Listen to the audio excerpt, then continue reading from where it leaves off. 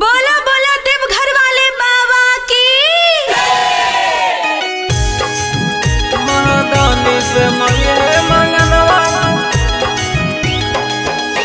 दुल्हा तोरा मिलतो मंगैया। Recording by MS Music।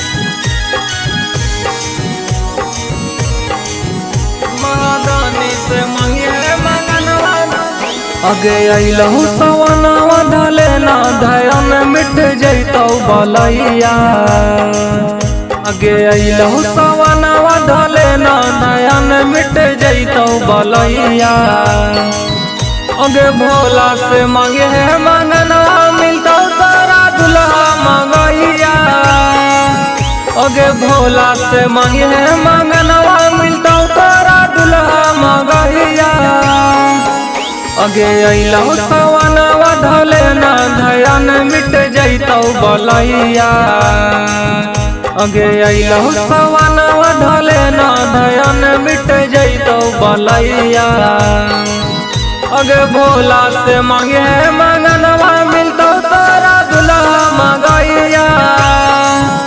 अगे भोला से मांगे मंगनवा मिलतौ तोरा दुल्हा मंगैया।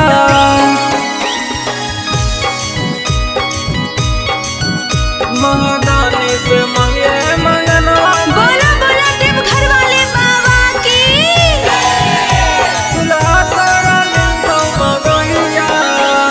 भूखले गे पगली तू 16 सोमवारी रोजे शिवाला पकल जलधारी।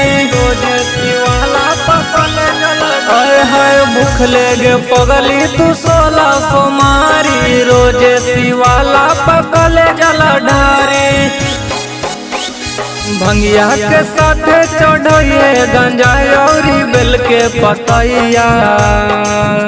अरे भंगिया के साथ चढ़िए गंजा औरी बेल के पतैया। अगे शिवजी से मांगे मंगनवा मिलतौ तोरा दुल्हा मंगैया। अगे शिवजी से मांगे मंगनवा मिलतौ तोरा दुल्हा मंगैया।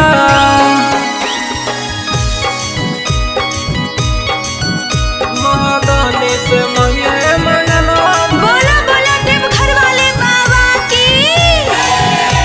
दुल्हा तोरा मिलतौ मंगैया। दीपक शर्मा से मिलतौ तोर बारे गे कल हाथ जोड़ी जैतौ जिंदगी सवारे गे। कल हाथ जोड़ी जैतौ जिंदगी सवारे। हाय आतिश मनीष से मिलतौ तोर बारे गे कल हाथ जोड़ी जैतौ जिंदगी सवारे गे। मन ले न कहो सनीरज के गोरिया के अब तो सोलहिया। मन ले न कहो सनीरज के गोरिया के अब तो सोलहिया। महादानी से मांगे मंगनवा दुल्हा तोरा मिलतौ मंगैया। महादानी से मांगे मंगनवा दुल्हा